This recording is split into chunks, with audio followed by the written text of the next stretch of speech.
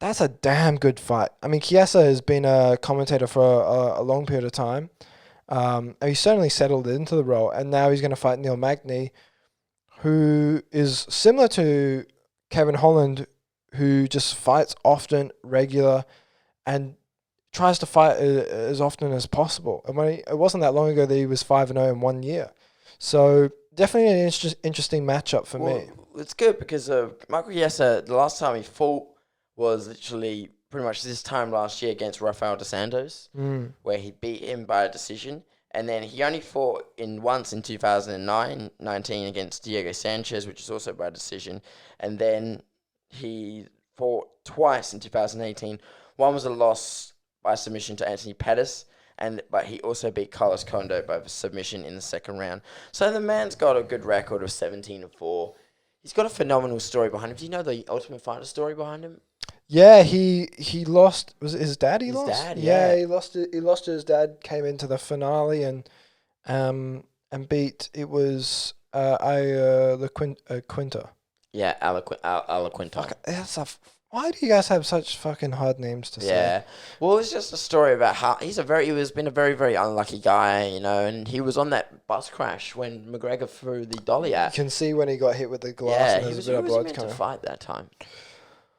Ooh, tough one. I honestly don't know. I know that There's so much stuff to he look originally fought at lightweight, and he was having a lot of trouble. And I think he fought. Was it Pettis he fought at lightweight? And I think after he lost at lightweight, he said he actually considered not fighting ever again. Right? He said he actually contemplated retiring, but then he had a heart with himself. Had to think about it. He was like, "Bro, I'm not even in my prime. Why would I miss out on that?" So he moves to 170. Fuck, he's unreal. Yeah, he looks so good. I mean, there's that famous picture of when he has his hands over his face and he goes, "That's my last time." Yeah. When he was hitting 155, because he said he is huge. He is huge for 155, and he's actually a big frame for 170 actually. Yeah. And he's fighting a guy who's exactly the same age as he now. But Neil Magny is a very, very active fighter. Very. He's got we're looking at a guy who's fought 17. That's 21 times in the UFC. Versus a guy who's fought 32 professional fights. So that's big. And plus, Neil Magny was quite active last year. I mean, he fought 3 times and he won all 3 of them. So you got a guy, they're both on winning streaks at the moment. That's another thing. But the thing is with Neil Magny is not the kind of dude. Last year, he didn't win any fights by a knockout. He won all of his fights by decision. So other than 2008, he hasn't knocked anyone out since 2018. That was Craig White when it was a first round knockout. But other than that, a majority of his wins have all gone to decision. Yeah.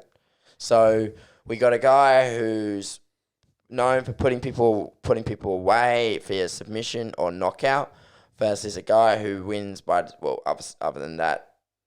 Actually, no, go back on what I said. You got 2 guys who win a majority of their fights by decisions. So, were we expecting this fight to go distance? Yes, that's what I would expect it to go the distance. However, I mean, is it going to be 5 rounds? Most likely, if it's a main event, it'll be 5. I think I favor Chiesa for that. I think Neil Magny's gas tank has been proven.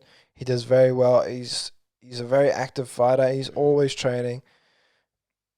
Chiesa, there's something about Chiesa I like about him. He's got like a bit of grit behind him, and most likely, if he was to win, it would be by submission because he's incredible on the ground. He's so good on the ground. His jiu-jitsu and his ground game is incredible. I think it's truly.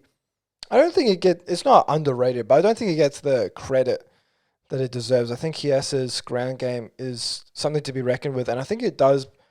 So it's very high level. I think it poses threats for Magny for sure. And I think if Chiesa has ever any trouble in the stand up and in the exchanges, he can quite easily, go for a takedown, inside trip, something like that, and then start moving inside side control and actually get to work. Because if Magny gives him his back, you don't want Chiesa on your back. You certainly do not. I that's a really, really tough fight for most people. Good.